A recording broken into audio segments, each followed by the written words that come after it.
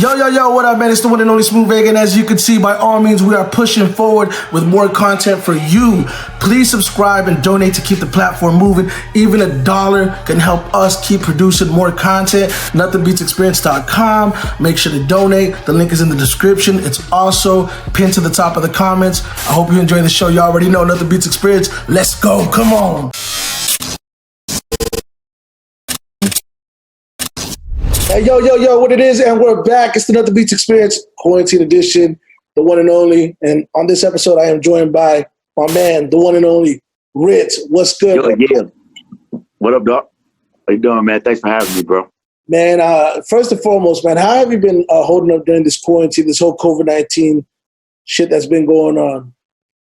It's been a little crazy. My life hasn't been altered too much because normally just from going on the road and shit and constantly being away from home, I really don't do much when I'm home. So besides going in and out the grocery stores, I like to cook and shit. But, you know, so I'm blessed not to have a 9 to 5. I see a lot of people with 9 to 5s out there, they're kind of desensitized from going out and shit.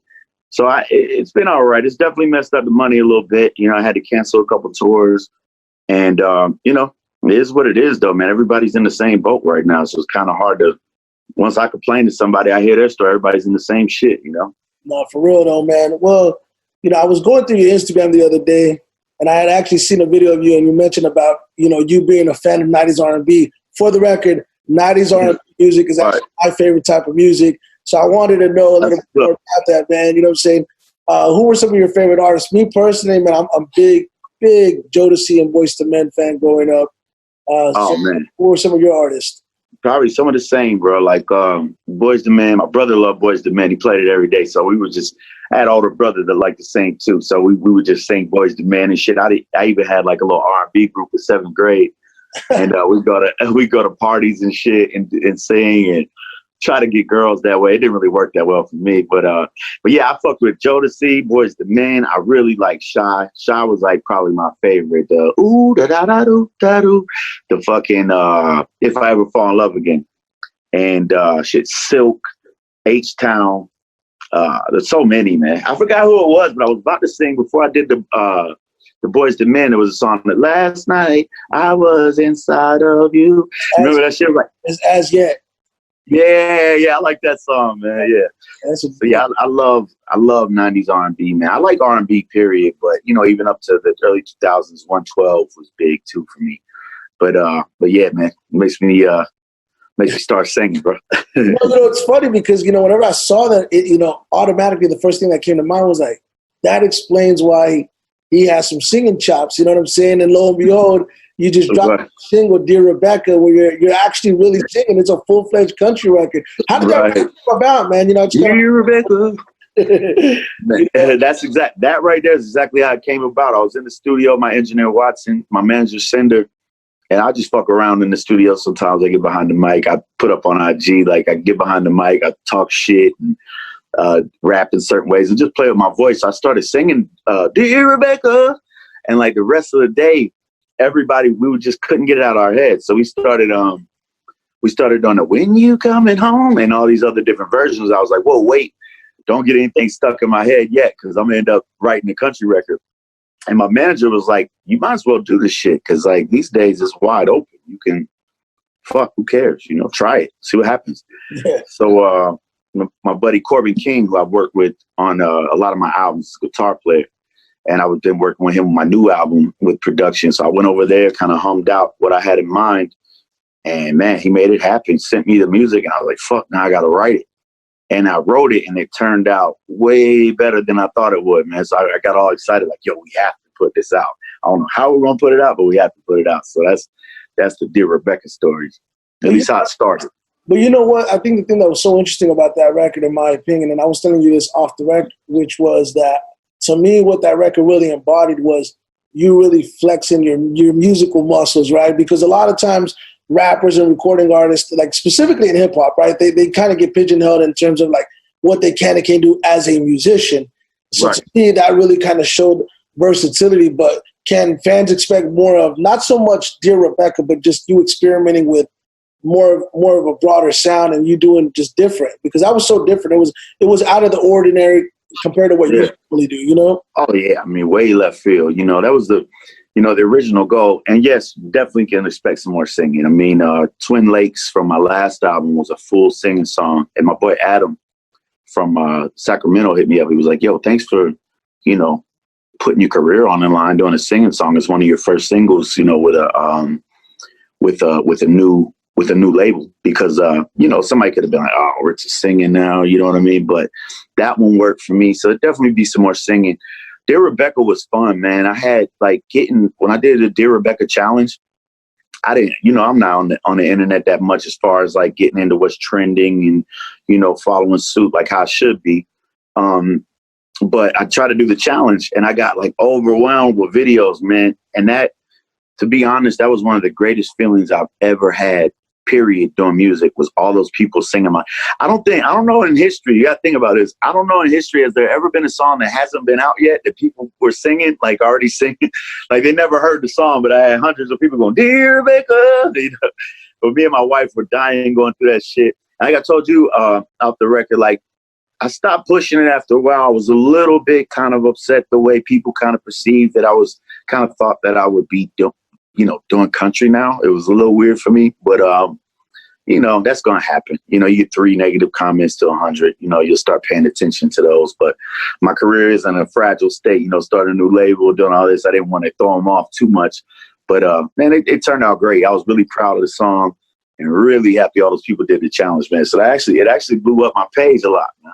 No, I mean, I think the record's dope, but I think the best part of the record, aside from you flexing that those musical muscles that I mentioned, was the fact that, like, you really did a full country record better than most country artists do country records. You know what I'm saying? Like, right. So, like, you know, I'm not going to encourage you to cut a country album, but I'm definitely not going to be opposed to you cutting another country song. Doing another one? Yeah, man. If it happens, it happens, dog. It's dope. You know what I'm saying? You know what cool is? It's like now I think about it, now that a month has passed or whatever, you know, I was a little bit worried because I had this new album coming out. And I was a little bit like, fuck, man, what if people stop fucking with my shit? Like, think I'm start doing country. Now I look at it, it definitely, once I put out this next album, who knows? I may do it again. Now they know I can play around like that.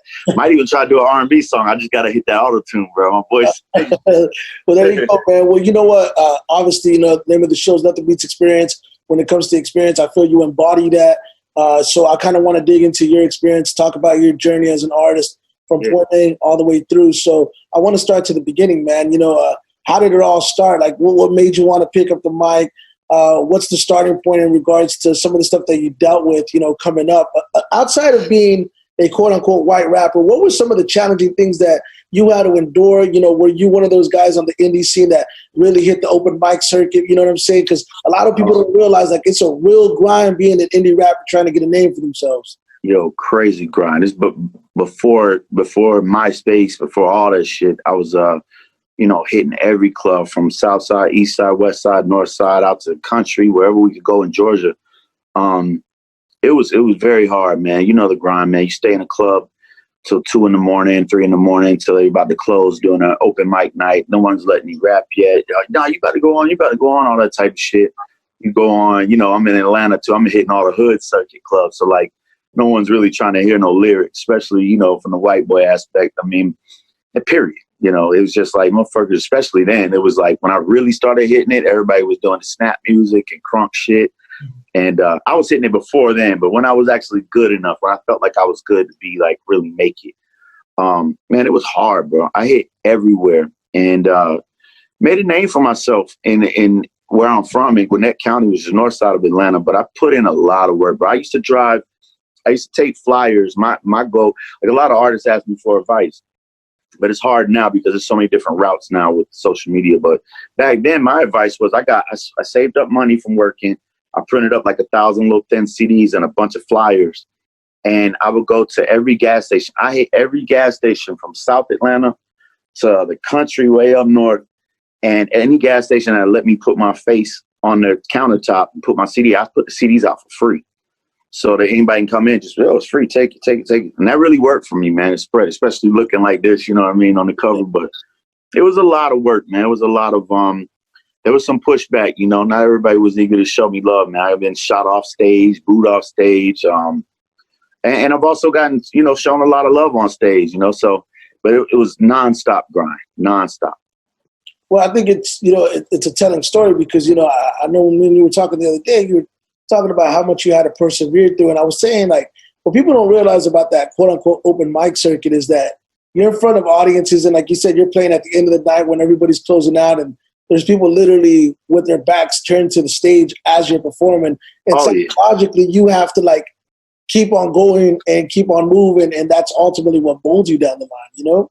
Yeah, man. Then you start seeing the early politics of the game. Like you start seeing like people that are there really deep that are terrible artists, but the club is their homie. So they're getting all the love. You go up afterwards and the energy just dies. It could be all kinds of things. You know, I got a shot off stage, or I say shot off. The DJ does the, you know, the sound effect and shit. We were at a restaurant in Buckhead. It sounds weird. We were at this restaurant called Copeland's. It's a New Orleans restaurant that had this opening to perform. Fucking Allen Iverson was there. I remember going to the bathroom and seeing Allen Iverson. He had two big-ass security guards standing behind him while he's pissing in the urinal and shit. And so I'm like, damn, Allen Iverson's here. But when we went in, I was in a group called Rollo and Rittz. And there were two, when we first went in, as soon as we walked in, there were two white boys doing some shit, some corny shit, like, do the sprinkler. And they were doing their little dance and shit. But everybody in there was loving it because it was like some corny white people shit. And I was like, oh, man, we're not going to go over well at all. So we went on. I got through my verse when by the time my homie came up, they had another. Pop, pop, pop. Problem was, man, I was so embarrassed. We had to get out of there, but my homies couldn't pay their tab. And I didn't have any money. Yeah, so it was like, it was embarrassing, man. That was an embarrassing night. There were a lot of lows that happened that, I'll tell you another one. I started at the very end of it when I was getting really, really frustrated, like getting close to that point where things were really hard for us financially and where I started really questioning. This I always look at as I always remember this point as my lowest point as far as where I was at musically. Something's got to give type shit. I'm 26 or 27 years old at the time. And I've been in and out of having money and all this type of shit. Nothing crazy, but you know, in other words, I got a good family. I don't have to rely on no parents, no nothing like that. I'm making a living. I'm being an adult. I'm not a fuck up anymore, you know. And I'm putting it all into this music. And I'm going to a fashion show. I'm rapping at a fashion show. So my boy, I asked. It was so embarrassing, man. I got a twin sister. Our birthday's coming up like 2 days. I had to ask my parents at 27 to borrow $50 to buy my sister a gift. So I get the $50. I go to this show, man. Well, my boy puts our money in the wrong slot where we're parked. I get done this show and got a boot on my car. I had to spend my last $50 to buy my sister a birthday present. And I just remember going home. My boy was in the car like, whoa, I was fucking crying and punching. I went through I was like, this ain't going to work no more. I mean, this is over. And that was hard, man. You know what I'm saying? It sounds funny, but it was like coming from that point. It's rough. You know what I mean? Especially when it's all that you know and all that you love. Real quick, before I go any further, was Rittz or Rittz the rapper the only name that you ever had as an artist? Nah. Pretty much it has been for a long time. I've been Rittz since 96. But before that, I was MC Red. Not very creative, bro. I used to listen to Willie D all the time. So I'd be like, I'm MC Red. I'll shoot you in the fucking head. Lay your dead. Lay your bed. You know what I mean? Like, but no more. But Rittz the rapper, fucking Yelawolf fucked that up. I had a MySpace page that Rittz was taking. And another story too. I went back to once I did get on, I went back to every artist named Rittz and was like, yo, time to change the name, homie. And I just claimed that shit, but there were so many Ritzes. But Rittz the rapper was my MySpace name. So Wolf, when I started doing work with Wolf, he would introduce me to the people at Tree Sound Studios or anybody in the game that was important. Like, yo, it's my homie Rittz the rapper. So I took him aside. I was like, Wolf, man, I appreciate you, doing this for me, but don't call me Rittz the rapper. That shit is lame as fuck. And he laughed about it. And then about 3 months later, when Trump Music came out, like the album version of Trump Music, after he signed to Interscope, it said my first feature on a real album, said featuring Rittz the fucking rapper. Man, I was pissed off. And it took me about 3 years to shake that, man. It's crazy. That's why. Well, before we get to talking about Yelawolf and that next phase of your career, I have to ask, what was the last day job that you had? Like your last regular 9-to-5 job, or just some 9-to-5 jobs that you had during the time that you were really grinding as an artist? Man, I had, a lot of them were food related, most of them. I worked at Jim and Nick's Barbecue was my last job before I got on. And that actually was the first job I ever took serious, like went in there, didn't even tell people I rap, didn't want them to know me as a rapper, just in case this was it. It was time to transfer, give rap up. It was time for me to let Rittz go. This, because you want to tell everybody, yo, I don't normally do this shit, man. I'm a rapper, man. This is only temporary, but this job I actually tried really hard just because we had to pay bills. I had to hold it down. And, but before that, I worked at Cracker Barrel for like a week or two. It was terrible. It was a nightmare. And then, other dishwashing. I worked at Sitco when I was young. When I was young, it was dope because I was like 16 years old behind the counter at Sitco. I was rapping then too. And I could get all the beer. And back then, you didn't have to prepay. So my homies could come up and fill their tank up and drive off. Oh, I'd be selling beer out the bag, selling weed and shit. Yeah, it was crazy. That was a cool job. Well, hold on. How old were you when you actually started rapping then? Like when you actually decided, this is something I really want to do. Like, I don't want to do anything else other than make music. How old were you when you came to that realization? Well, I think about 15 when I came to this is definitely what I want to do. I got with my boy Rollo and we made the group. But I started rapping in 92 when I was 12. My first time rapping on stage was at an 8th grade talent show in 93. And man, I put some of those clips in that White Rapper video, man. It's crazy.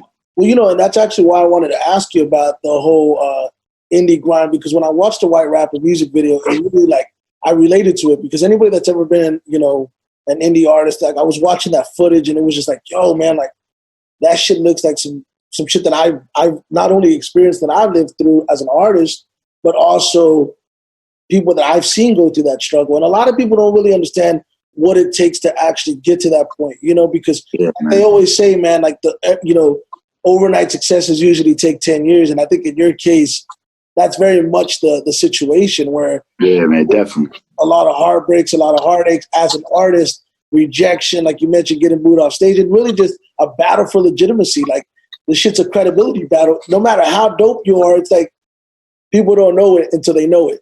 Yeah, man, there's definitely, and there's so many, as an artist, you're vulnerable, you want, you're so easily influenced by, like, if you see somebody that you think can help you, I mean, we're vulnerable. So we end up making mistakes, picking who we fuck with or getting our hopes up or whatever, because we just want to make it so bad. I remember we got this chance. This was 2007. I flew out with the guys I was messing with, Chrome Recording. Shout out to them. And I went out to Interscope. This guy who was running Interscope, and I can't believe I'm forgetting his name right now. My brain's kind of fried, but he was a huge exec at Interscope. He signed Tupac, signed Mary J.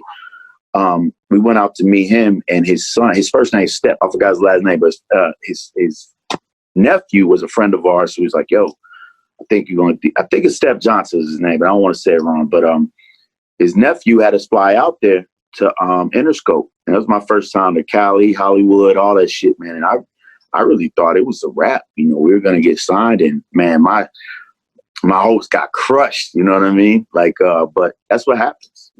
Everything doesn't work how you think it's going to work. Well, now correct me if I'm wrong. So, I was reading your Wikipedia of all things, right? And I was seeing kind of a timeline. So based off what was posted online, it reads that you were on the verge of giving up music altogether. You had just got a job, and Yelawolf comes into the picture and basically gives you not really an opportunity. Let me rephrase that. You were on his project, the Bach Chevy song on the Trunk Music. But by the way, that was the first time I had ever heard of you. And you killed that record. You killed that record. But that kind of, got everything going, and that's kind of... That definitely was the opportunity, for sure. For sure. So is that accurate? Like, is that kind of what went on? Like, you were about to... What happened was, I was doing that circuit, like I said, the hood circuit in Atlanta, right? And like, I was getting love at this point. Like, I had been through getting shot off stage, doing all that. This was after I started, putting my 770 project out everywhere, like I said. And I had gotten love on the radio. I had won they do a battle every Wednesday or something like for artists. And I won 7 nights in a row, and they retire your song. So if they do that, you're hot in the city. So I had already did that. So I kind of had a name and built up something for myself, but I was tired of performing in these clubs where people knew I was like, yeah, white boy could rap, but big deal. I wanted to get somewhere where people would like actually listen to me, like really, really listen. So I met my manager, Cinder, through MySpace, and he was in a crew called Dixie Mafia with Yelawolf. And I checked out Yelawolf's music on YouTube, and we went down to see his show one night, and I saw him perform and met him. And then he actually came to my house, and we did a song called Double Barrel. And that's actually on YouTube too. We did a song called Double Barrel. We just kind of established a mutual respect for each other. And at that point, everything was done. The guys I was fucking with, they were in a bad spot. I was living with my wife's family. We were getting foreclosed on and pretty much just waiting for our stuff to be on the street when we come home. And so I knew I had to take the job serious. But Yelawolf wanted to make this friendship with me, or was calling me. And I was fucking happy about it, man, because I knew he was doing shit. I knew who he was working with at the time, and I knew he was going places. Yelawolf's a star, man. Like I just knew something was going to happen with him. So we did the song Double Barrel, and then he asked me to come to the studio to do Box Chevy. I did Box Chevy and leave. When we had this listening party at Patchwork Studios, I was starting Cracker Barrel the next day. So we get done. All the radio people, all these executives are jumping up on their seats when I did Box Chevy. And next thing you know, Wolf hit me up like a couple of days later. He's got a brand new project called Trump Music, and played it for me. And it's like, man, this is fucking dope. I mean, he's killing it. Like, I think the reaction was so good on the fast rap shit at the time that they heard in there. Wolf went and just fucking killed it on Trump Music. And then I really didn't hear from him for a while. You know what I'm saying? Like he dipped. Like he went and his career took off. He signed to Eminem. I remember meeting him downtown, like when he signed, he was like, yo, Eminem flew me out there and just told me what happened with him. We were so excited. But then I didn't hear from him. So I was like, fuck, man. I was working, busting my ass, and I'm seeing this guy like really take off. And I'm like, man, I wasn't bitter because I didn't grow up with him. He didn't owe me anything at all. But I was just a little bit like, man, fuck him. On the low, it's like, I hope this motherfucker helps me out like he said he would. You know what I mean? Yeah. But he did, man. He came back and, let me come in the studio, and whatever free time I could have, I went in there and recorded some of the White Jesus shit, and basically was telling me to get geared up to put out my own project. But once his career took off, I think he realized that it was so much being an artist, that wasn't the time to start a label yet with artists. So I think he was just trying to find a spot for me to go to, and that's when the whole Tech Nine thing came. So yeah, so now we're going into the strange music kind of phase, and they end up discovering you through Yelawolf, correct? Right. Wolf was making a song, Worldwide Choppers, with Tech at Tree Sound, and then he asked me to come up to the studio. Now, mind you, every time Wolf asked me to come to the studio, this guy isn't a scheduled person. He's like, yo, Rittz, what are you doing right now? Can you be here now? And I'm just getting off work like limping, smelling like barbecue sauce, fucking just like dead. I mean, we had to polish this Jim and Nick shit, and they don't fuck around. We had to polish the kitchen every night and make sure it's sparkling clean. It was a very hard job. So I go up there, man, tired. My girl's at home. All this is new to her. I'm staying out all night with Wolf in the studio till like 6, really just sitting there, and I'm not going in there loud, like saying, yo, I'll rap too. I'm just playing my role. So those are some trying times, man. Those are trying times right there. So whenever, he basically put Strange onto you, were you familiar with Strange and what they had been doing? And I'm sure you knew who Tech Nine was, but like, was that like an artist that you followed, or was it something that you became familiar with whenever, he brought it to you? Yeah, no, I mean, so here's a story on that. So, because I got a lot of people pissed off at me for not putting Tech in my top 10, like, because I named my top 10 online the other day. Tech's an amazing artist. Back in 98, I believe the Gang Related soundtrack came out. Could have been 99. I heard Tech on that Question song. Do you want to stick about the melody? Whatever he says about. So I love that record. But then I kind of never heard from him again, from where my direction just went somewhere else, and I never heard from him. Once I did get into the game and I just started picking up with Wolf, his producer, Willpower, who produced Trump Music, had done a track on all 6s and 7s. and went out there to Strange and brought back video footage of their warehouse and all that, and was showing it to my manager. He was like, man, this could be a good fit. We were thinking it's independent. A lot of artists that we knew at the time, because, you know, a lot of us, you know, end up all knowing each other or running into each other, whether it be South by Southwest, A3C. All the artists that I knew were signing to major labels, but never coming out. You know, they were just getting shelved. Yeah. So that wasn't what we wanted to do. So that's why we chose to go Strange. But now I literally, like, once I went to the offices, Travis gave me a stack of like all their artist CDs, and I just went and did homework, you know, just to see what they did and what it was. And, you know, it's crazy. Yeah, I was, you know, that's why Tech isn't on there. I mean, I just be being fake if I grew up. I didn't grow up listening to Tech, you know, but Tech's fucking amazing. And, you know, I really learned a lot from him in a lot of ways.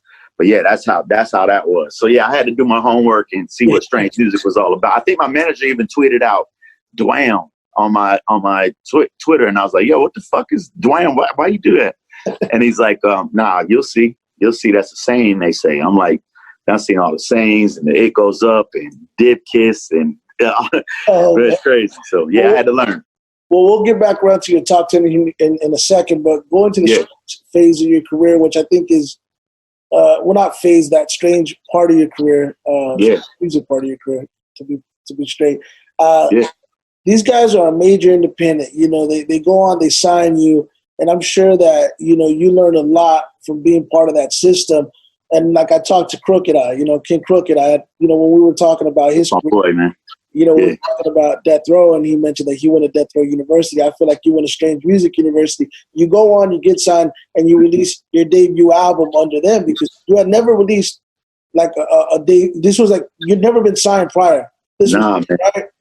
Yeah, this is my, like, you know, my big record deal moment was I signed a record deal on my 32nd birthday. I remember my manager brought me a bottle of some real good bourbon and a contract, and it was my birthday, man. And it was like a dream come true. It was crazy.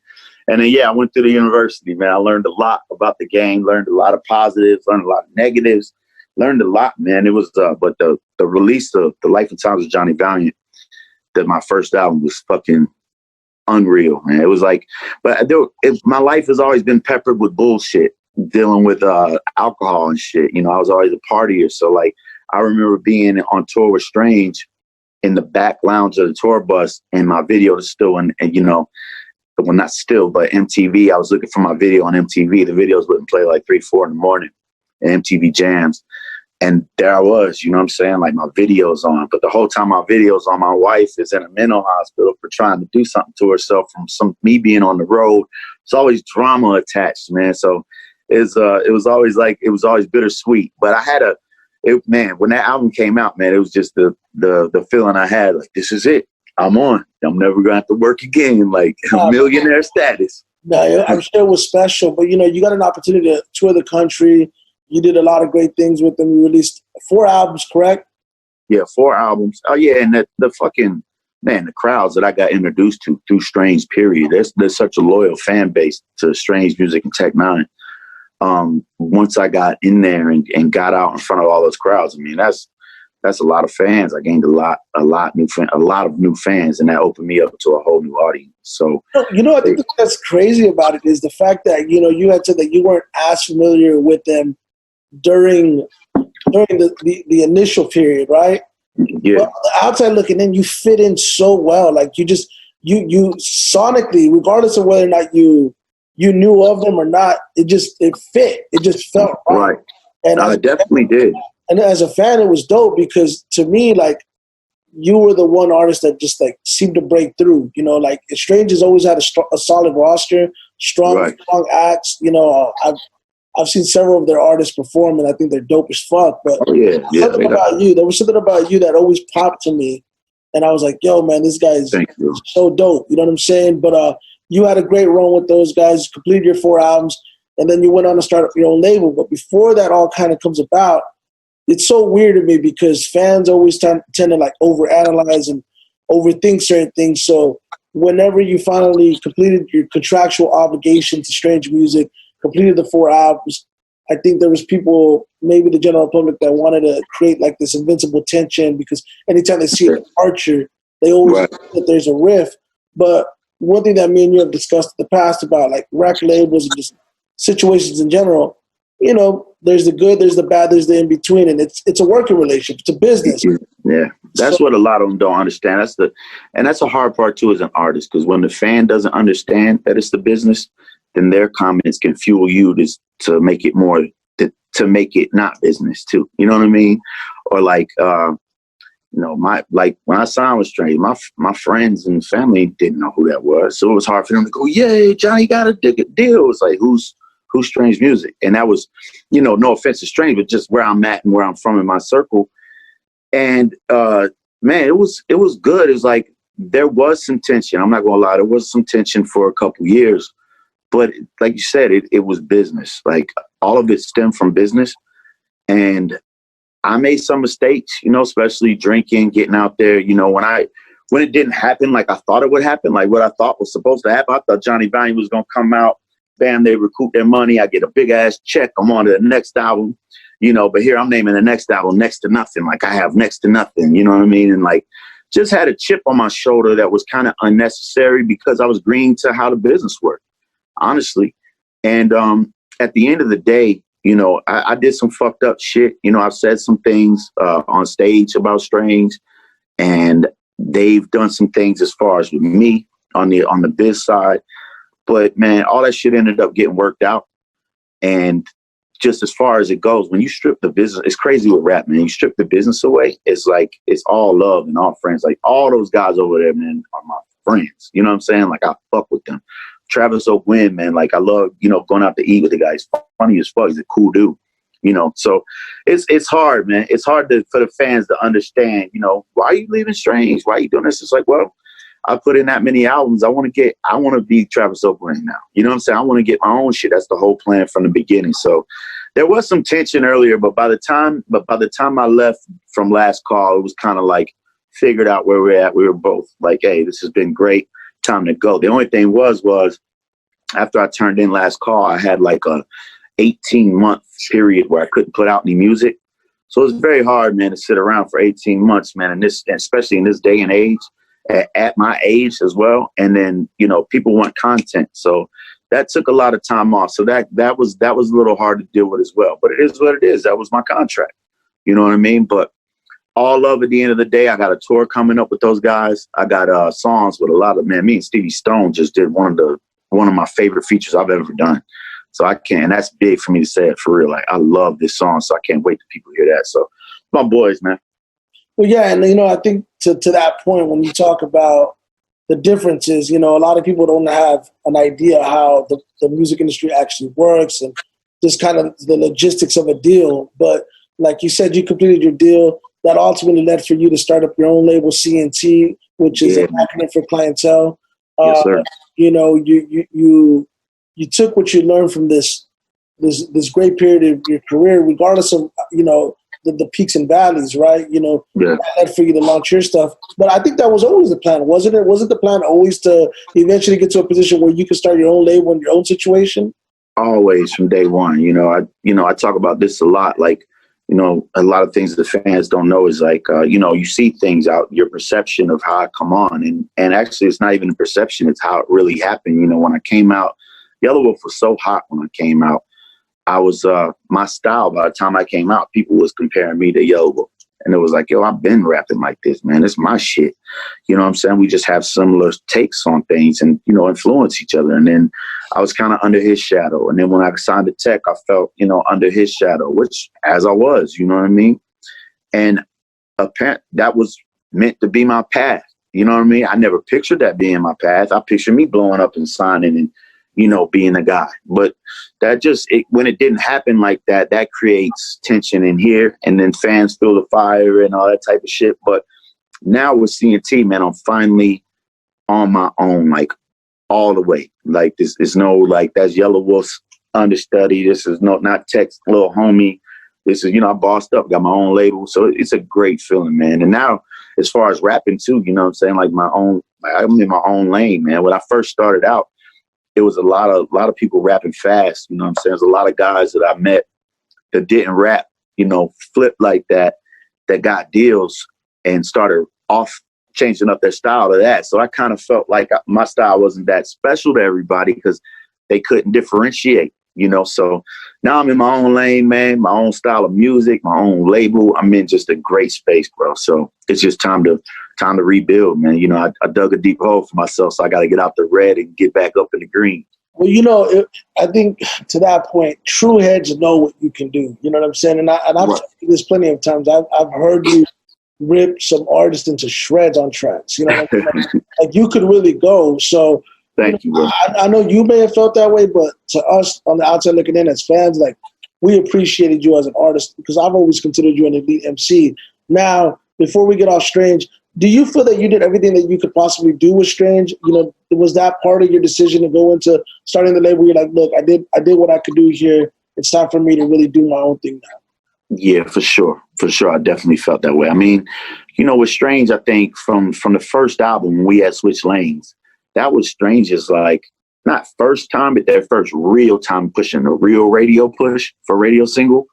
So, you know, did the video thing. I did the radio thing, seen how that worked. I've toured with Tech, seen how the big shit worked, the big tour buses, I've seen all that. I saw how they do merch. I saw how statements work. I saw how artists get checks. I saw how artists get money taken from them. I saw so many things happen. It was time for me to go do my thing. And then, you know, by the time Last Call came, I knew what kind of formula it was, how the promotion was going to go with Strange and everything else. So I knew I wasn't going to have a radio single, you know, because I myself was not down with that because, like, it's a lot of politics in that and a lot of politics that cost you money. And so I knew that wasn't going to happen. So Last Call was, I got to let loose and just do the album that I've always wanted to do, my weird, like, outcasty album, and do what I wanted to do. And I had a lot of fun doing that because I wasn't trying to make no singles or nothing like that. I knew it was my last go and you know, put it out there. So yeah, I think I achieved everything I wanted to with them. I did a lot, man. BET Hip Hop Awards, it was big, man. A lot of good times. Last Call has my favorite song of yours, which is Only Human. I love that record, by the way. Oh man, thank you, bro. Super strong record. You know what's interesting about all of this too is that talking about the Strange situation, kind of going into your label, you know, you taking everything that you've learned and starting applying to your career. In between all of this, you know, you also, you know, went to Rehab. I kind of want to discuss a little bit more about that, you know, because as far as the Strange thing, before I get off Strange, I thought it was really dope that prior to the pandemic really going down, you guys had just announced they had just announced the tour. You were going to get on the tour because I believe Jelly, he fell out, right? Yeah, I guess he had prior, you know, obligation. And so you were going to be on the tour, and I thought that was really exciting for the fans to see that. Yeah, me too. Whatever quote unquote tension there was, it's gone. So I thought that was going to be a really good step into like that direction of just, you know, giving the fans that have the appetite for it. But you did go to Rehab in this time frame, and I wanted to touch on that and kind of, you know, first and foremost, congratulations. I know that you've been sober for 400 plus days. 400 some days. I don't know if you know the exact days, but no, I got this little app called Pink Cloud. It just tells me like what day it is. But yeah, it's close. 400 something. You know, I wanted to kind of ask what kind of led for you to get to the point where you finally said, you know what, man, I need help, you know, and, you know, kind of touch on the extent of what you went to rehab for and what. Right. Well, it gets a little bit dark. Like, so even touring was Strange, you know, being able to go back on this tour, which I hope is still happening. You know what I mean? This Corona shit's crazy, but I got a lot of saving face to do. You know, when I went on tour with them, I was out of control. You know, so what happened was I've been an alcoholic since early 2000s, and when me and my wife met, we basically drank a bottle every night since 2007 plus more. You know. And we just love whiskey. I love the taste of it. I just love to drink whiskey. And so does she. And then the music with me touring and stuff, man, just really just brought and social media and the girls and all these scenarios, just it brought so much tension in my marriage and relationship at the time. I wasn't married yet, but there was always crazy fights. And then you add alcohol in the mix, it's crazy. And then you add drugs in the mix. I'm be on the road, and anytime I drink alcohol, I'm wanting to, you know, put something up my nose like an idiot. And I don't know what I would say. I always tell people, what did I think? I was going to drink myself straight to the bank. You know what I mean? Like there was no, like I was out of control. And then what happened was, I guess with the situation with the label, once I realized, hey, you don't just put an album out and become a millionaire. It doesn't matter. And, you know, times are different. You know, this dream you always dreamed of, you made it, but it didn't, you know, seem as satisfying as I thought it would be. And at the same time, a homie of mine had gotten some trouble. So I spent a ton of money, man. Once I finally started making a decent amount of money, I spent so much money helping people out, you know, and I got married at the same time. And it was just all kinds of bad shit happening, man. And then I was broke, like dead broke. And like, it was just bad. So being broke, being upset with the industry and upset with my dream, this whole thing being like what it is, like, damn, this is it. This is who I am. This is what Rittz is, huh? This is it. And then just being an alcoholic and a drug addict, fuck, man. Then you lose all your money. Shit, next thing you know, I stopped being a happy drunk and I started getting violent. And I just got obsessed, man. I think I was just more like, I was so sad, man. I just wanted to I was just fucking off the chain, man. That's all I can say. There's no excuse for it. I don't know why I acted that way. I'm a kind person. I like people. I try to be nice and courteous and speak well to people. But man, I was just crazy. I was getting kicked off airplanes, you know, trying to kill people, threatening people that I knew were crazy. Just maybe hoping they pop me or something, like just doing anything to just kill myself. So like, there was a situation in Alaska, Anchorage, Alaska, where I finally tried to do the suicide thing for real. And I was like, gonna jump off this balcony. I'm scared as fuck of heights. So like, I was scared that day because, wow, I really think I was gonna do it. Normally being out there with my leg over a balcony hanging was like, you know, I'd be scared to death, but I was like thinking about jumping. I'm on the phone with my brother. I'm crying like, why do you hate me? You know what I mean? Like just doing all this terrible, terrible thing. And so anyway, I ended up getting off of that and out of that situation. My manager was done with me at that point. And without him, he's my ace, you know what I'm saying? So without him, man, I wouldn't be shit. You know, I need him. You know what I'm saying? That's my right-hand man. So, and he's always got my best interest at heart. And he couldn't do it anymore. You know, his family's sake is on the line dealing with my bullshit. So Anchorage, Alaska was which I thought was rock bottom there. And I told you the story off record, but like one night I was on the balcony after the night I was thinking about doing that, and everybody left and flew back home to ATL.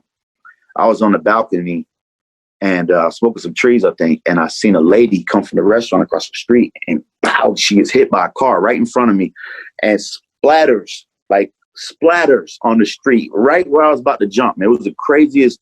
I'm not a big superstitious guy or anything, but whatever reason, I got to see what it would look like if I would have jumped off that balcony. And man, it was sad and it was awakening. But I thought that was rock bottom. Thought I'd come back and do better, but I didn't. And it got worse and worse. And then finally, my manager was like, "Yo, people don't want to work with you no more." And when people tell you that, you're like, "Really? I'm cool with everybody." Like, who?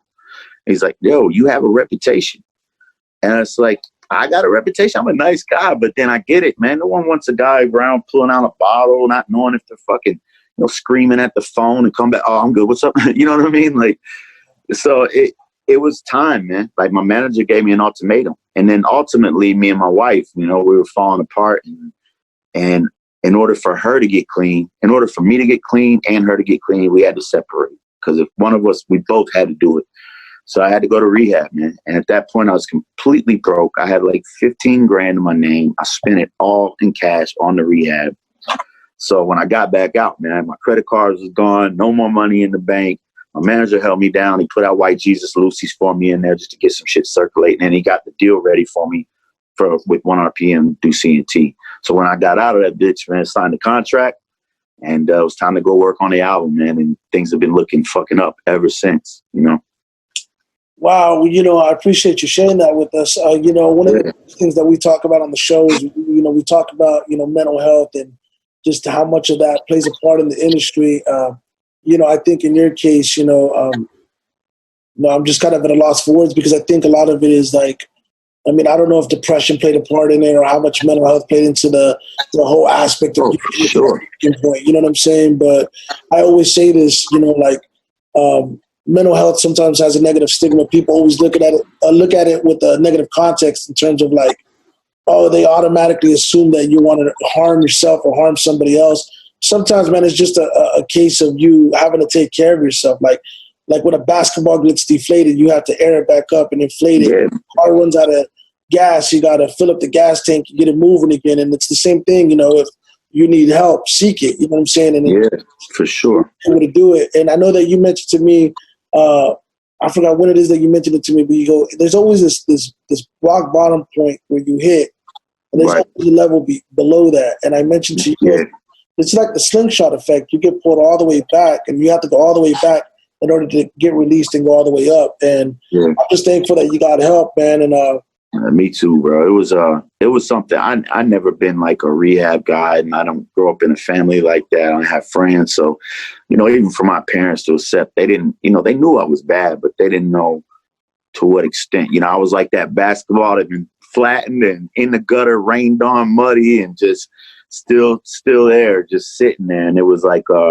man, just went in there and did it. And yeah, mental health, man, is a motherfucker. You know, depression and anxiety. You know, I'm on Xanax, you know, taking the Xanax and drinking and snorting powder and uppers and downers. I mean, I would have shit. I told this on my live the other night, like one tour, like I remember specifically just having my wife FaceTime while I slept because just in case I died in my sleep, because I was not breathing right. You know, people on the bus was telling me at night, you know, yo, you stop breathing at night, like sleep apnea shit.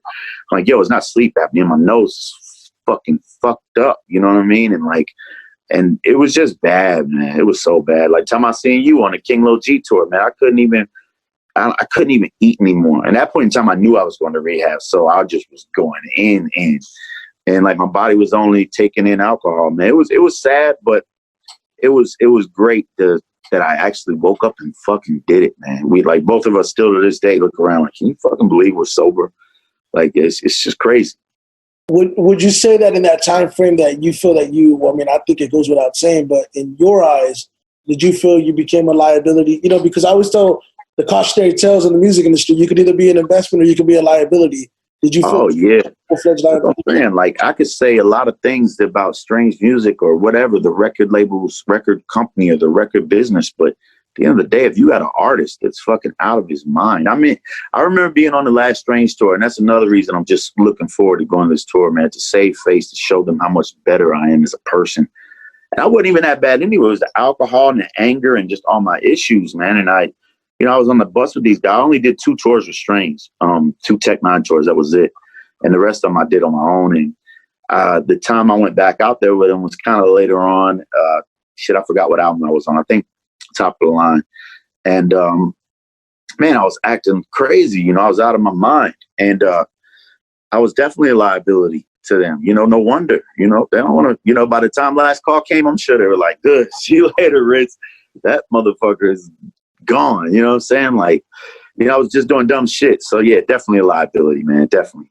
Well, you mentioned your manager kind of being the wake-up call and him saying, hey, man, either you're going to get right or I'm out.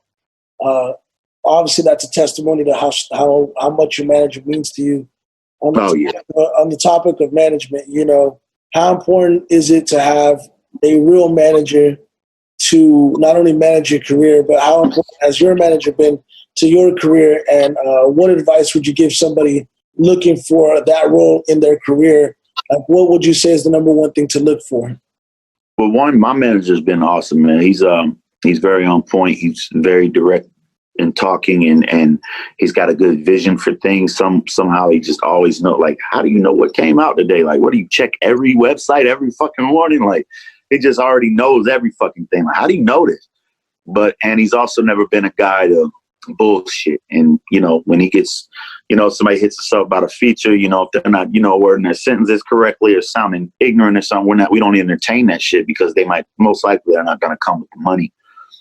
So he's been fucking, and just being like a big brother to me. So he's been completely 100% valuable and totally been a big part of my success.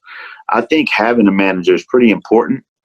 I did make some mistakes though early in my career. I've had a couple managers, and not that they were bad people, but sometimes the manager has sometimes the guys with the manager personality that want to manage they have a lot of gift of gab. You know what I'm saying? They know everything and a lot of the bullshit. So you got to watch out for them. And like I said, artists being vulnerable, we're quick to fuck with somebody who talks that shit in our ear, like, yo, I can get your music, so-and-so. Yo, this is what you need to do when you put this money, blah, blah, blah. So you got to watch out for those guys. I think a good manager is someone that knows what type of artist you are, is a fan of your music, that's not trying to change you, that can also keep the right people around you and tell you who he thinks sucks being around you. You know what I'm saying? And y'all can have this open thing. And then somebody who hustles, man, somebody who's just on it daily and has your best interest at heart, you know, at the end of the day. I think it's very important to have a manager, but you got to watch out. You can get stuck in a contract with the wrong manager and waste a couple of years of your life. You know what I mean?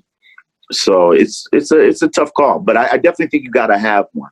It's just finding the right one. I think the way to do it is, I guess if I didn't have a manager right now, I you know, if I was an upcoming artist, I'd probably look around and just test some people out, you know, see what happens before you get into the whole paperwork thing, and fuck with some people. Be like, yo, hey, what do you think about working with me a little bit? I'm trying to find a manager, you know, see about it like that. If they try to hit you with paperwork right off the bat, fuck them.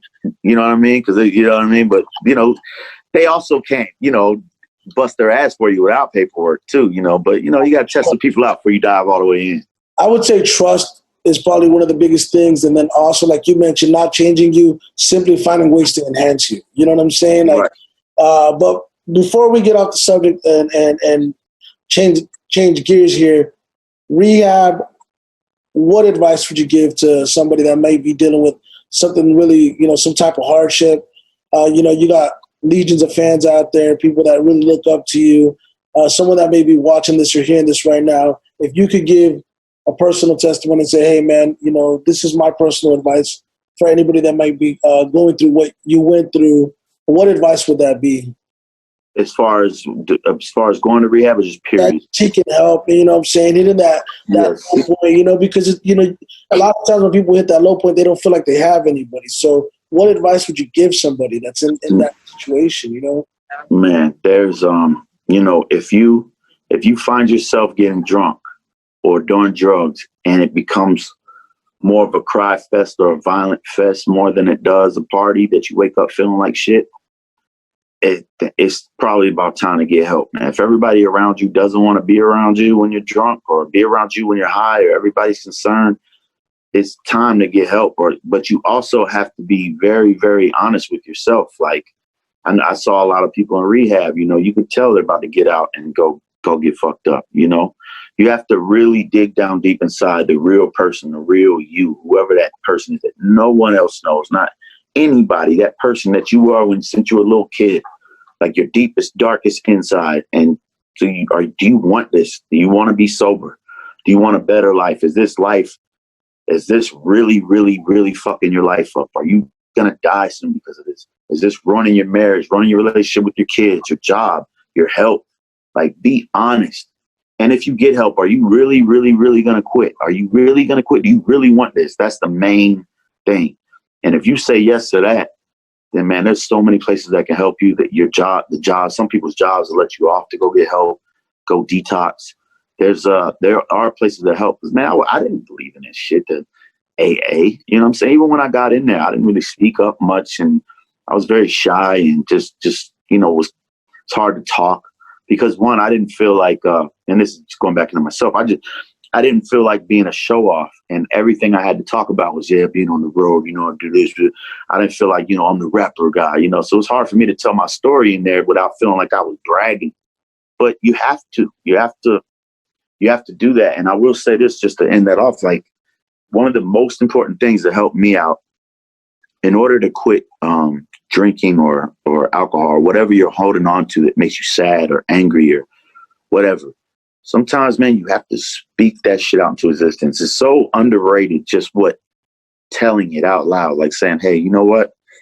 I fucking, you know what I mean? I used to get the shit beat out of me as a kid, whatever it may be that you know, you got molested or some shit, whatever the fuck happened to you that's so dark, that shit needs to come out. And once it gets released one fucking time, man, the clarity, it's crazy, man. It's crazy. Just vocalizing some shit. It could be something minor too, just whatever it is. man, it's crazy. Just speaking it out or writing it down. You know, it just helps, man. It just helps getting that deep, dark shit out of you. And it's weird because a lot of that in you is all that's leading you to live like that. I appreciate that, man. That's so powerful. You know, it's so crazy because as someone that supported your career, I remember, you know, and not to bring it up, but, you know, I remember being on at 2, 3 in the morning, seeing these, you know, meltdown videos that you would upload that you would remove the next morning. And then, I saw that, and then I remember seeing that, then seeing you talk about sobriety, and you doing the sober sessions on Saturdays on your Instagram. Yeah. And it's like, man, you know, that's growth, and it feels good to see you growing. And again, I'm proud of you for you know, going on that journey and then hopefully inspiring a lot of people out there that support you as well. Now, it's a daily thing. My bad to interrupt you. It's definitely a daily thing. And you got to constantly remind yourself, like I have those days. Shit, I had one the other day. I had to check myself. And, you know, you have to tell yourself, like, yo, what's wrong with you that's making you feel this way? You know what I'm saying? What's happening? Get down to it, get over it, move forward, get better. So, yeah, feel better, man. Well, let's line up the mood. You know what I'm saying? I know that, you know, I refer to you as an elite rapper and an elite MC, a hard spitter, but what people may not realize, or maybe they do realize, that you're an elite cook as well, man. And it's safe to say that had it not been for hip hop, you would probably be running your own restaurant. Let's talk about it, man. You know, you were supposed to have this cookbook out, you know, Starving Artist. What's the deal? Yeah, man. So we started shooting, man, I love food. I love to cook, man. It's definitely my new passion. You know, rapping used to be my passion. Rapping's work now, you know what I mean? Which I still love rap, you know what I mean? But a lot of people are like, yo, you should just cook. It's like, I cook. I don't think there's too many rappers that can rap better than me, but there's a million cooks that can cook better. So I got a lot to learn. Like, but man, I just have a passion for it. And I cook all the time, man. I just love it. The goal is to open a restaurant someday, you know, with this Corona shit, maybe a truck now or something. But, you know, I don't know. It just feels good. I started doing the Starving Artist videos, the cooking show shit, and we did it. We did one season of it, put it up. I had my dad, my boy Roddy B, help me out. And now I've been wanting to do another one, but one, it takes a lot of money. You got to buy all that shit and then you got to make it the first day, get the recipe right, and then eat it. Make it a second day, again, perfect on camera, then eat it. And then you got to have money to pay everybody too. So it's an expensive process. In the book, the same thing. I mean, I finally, with the Corona, outlined the Starving Artist cookbook. So I got all my chapters ready, what they're called. I got all my all the dishes ready. So now I got to start doing the recipes. But it's a hard time to be going in and out the grocery store every day. Shit, I'll be fat as hell, you know what I'm saying? I got to make sure I'm in a gym routine by the time I write that cookbook. But it's inevitable. It's 100% happening. Starving Artist, I think the name is so fucking dope because I feel like, you know, you talked about your journey earlier in the interview. You know, you really embody that name. So I think it's so dope. But what got you into cooking? Like, did you go to culinary school? Was it something that you grew up wanting to do outside of rap? Like, what made you take interest in wanting to do food? It's weird, man. Like, I get my granddad always cooked. My mom's dad would cook, always cook us breakfast, and he'd be always cooking. So that's how I seen a man in the kitchen, you know, and a lot of. So I always had an interest in being a cook. You know, I always found it cool. I always looked up to him cooking breakfast for everybody, or what's Pap cooking for dinner, what time. But my family, my mom, dad, brothers and sisters, and just where I'm from in Pennsylvania. I was born in Pennsylvania, Southwest Pennsylvania, in Waynesburg, Pennsylvania. And it's like a Polish, it's not, put it this way, they're not necessarily known for their taste in food. You know what I'm saying? A lot of it's, you know, they got some good food up there, but it's not there's not a lot of chilies, not a lot of popping flavors and stuff. And my dad doesn't eat tomatoes, onions, lettuce, any vegetables. Like, so all my life, I've been eating ketchup on fucking everything. You know what I mean? So I think growing up, I was like, couldn't wait till can I order a pizza with peppers and onions on it? You know what I mean? Like, instead of just fucking pepperoni. And that led to me, man, about 2003, I got into Food Network so hard. I would just, and it never left my TV. It's been on, except for the last 2 years. I think my wife's finally tired of it. She's been like sneaking on other shows and shit. But yeah, I just watched Food Network so much, man. I taught myself how to do it. I had a job at this redneck bar called Happy Hours. And there was I'd cook 5 orders a day because it's this bars, nobody's ordering food. They're just drinking shit beer. The meals are $4.25. So I'd be in the back. My friend's mom was my boss. So I'd be in the back taking their ingredients and just whipping up dishes that I saw on the Food Network, practicing back there. So I think that job really took me a long way. And then Jim and Nick showed me how to do it the chef way, how it's, nice and organized and neat and the right way. So I just combined all those things, man, and it's just keep growing. What is your favorite food then? I don't know. Lasagna guy, yo. Lasagna is my favorite shit. You a lasagna guy? Yeah, straight up. Nice. Oh, that's my brother's shit. I don't know, man. A lot of people ask me that. I don't know, but I will say, man, I think I might be Mexican at heart when it comes to food, man. I don't know if I'd like anything better than a goddamn taco, man. Like a good taco. Like I love chilies. I love spice. My style of cooking is, I call it sweet heat. So everything I got is sweet. Everything I got's got a little bit of sweet, a little bit of heat. I like to balance everything out. So, but I think, man, anything that's, I have so many from New Orleans dishes, but I think when it boils down to it, man, I might be Mexican inside, man, when it comes to the food, bro. Welcome to the family, man. Yeah, man, I think so. Well, you mentioned the Food Network teaching you how to cook. I guess we'll segue that into what taught you how to rap, like in terms of the inspirations, your influences, some of the artists that kind of like inspired you to pick up the pen and just become a better rapper, or just to go hard. Who are some of the artists that you would consider your musical influences? Going back to that top 10 that we talked about earlier. Oh, okay. Going back to the top 10. My top 10 I named, I think it was Tupac, Biggie, Andre, Big Boy, Jay-Z, Eminem, Devin the Dude, Scarface, not in any particular order, T.I.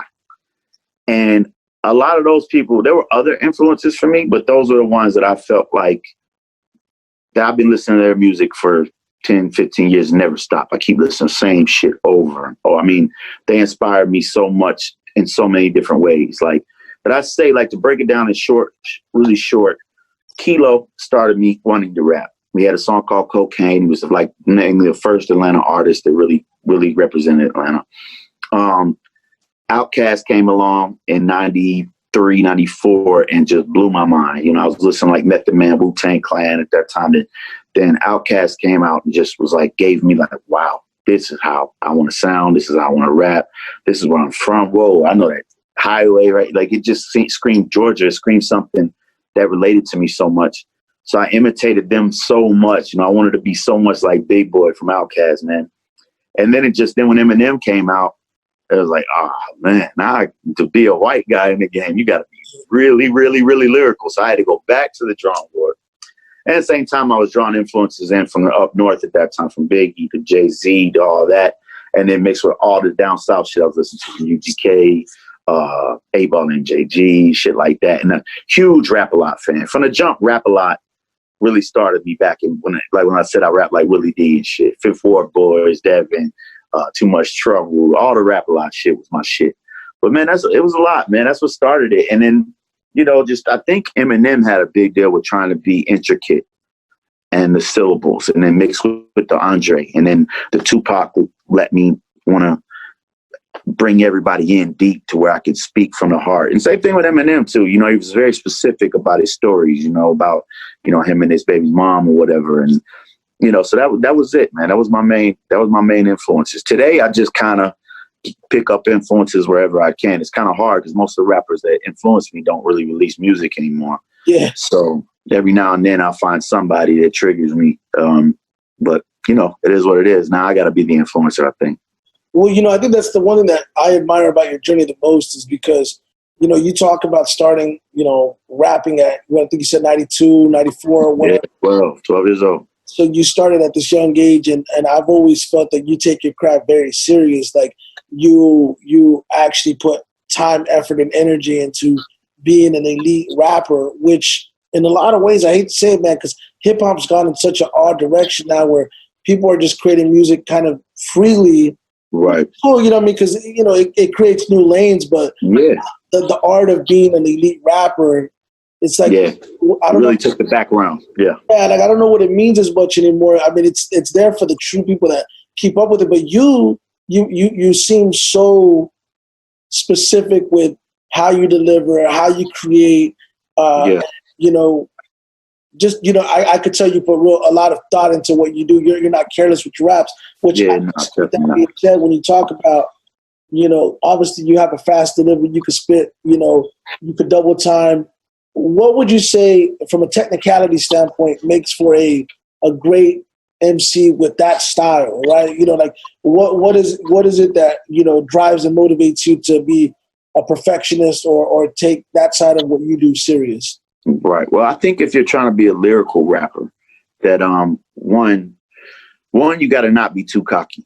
I think because I think a person that's feels themselves a little too much will just think whatever they write is dope, you know. So even if they are lyrical, they might, you know, shit, man, run it. You know what I mean? Shit, woo. You know, every time somebody does that, all your boys in the studio like, ooh, you know, you like, just because they do that, man, doesn't mean that you got it yet. So I'm extra weird, and I don't wish this on anybody. I'm a fucking maniac when it comes with the pen. Like I'll sit there and like I'm looking at a tab that says guaranteed. I might, if I hear where's the weed, my homie said it's coming, it's guaranteed. You know, but there's a fee, and apparently it's you know something, whatever. I might try to, instead of say guarantee where's the weed, I might spend fucking 15 minutes trying to figure out something else to say other than where's the weed. You know, just to see if there's any other transparency or, you know what I'm saying, carelessly. Or, you know, I might just try to think of all these words. And that, I don't suggest that for everybody, but I do suggest question it before you go ahead to the next line. I think a lot, what sucks for me, man, I feel like sometimes I get a bad rap. You know, a lot of people can't, with the fast rap, it's hard to, you know, their ears to keep up. So they think a lot of us fast rappers are just the same, as opposed to can't tell the difference in skill level.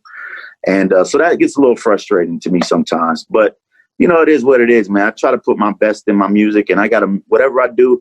What's cool about it is once I did go through everything I went through, like coming out as an artist and seeing where the game's at and the letdowns and seeing what it's really like. Now I know what it is, and now I know who I am and where I want to be.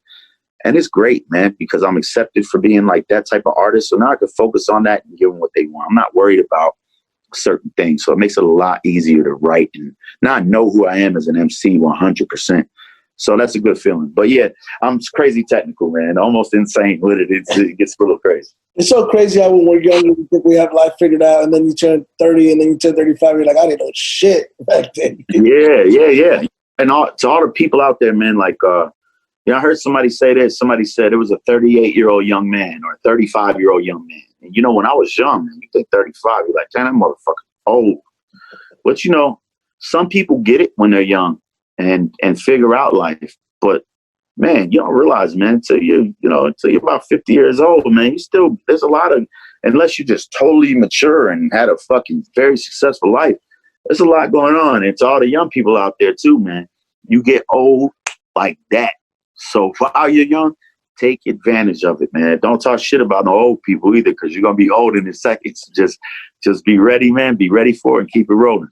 Man, I'm 35 right now. I grew up in the 90s, man. And it's kind of crazy now that I'm seeing these documentaries like on Michael Jordan, and people are talking about him like he's not that guy anymore. They're comparing him to LeBron. I'm like, yo, what the fuck are you talking about? Like, that's right. Michael Jordan. You know what I'm saying? But right. That's hard, man. It's hard for me, too, to find. That kind of goes over into the music lane.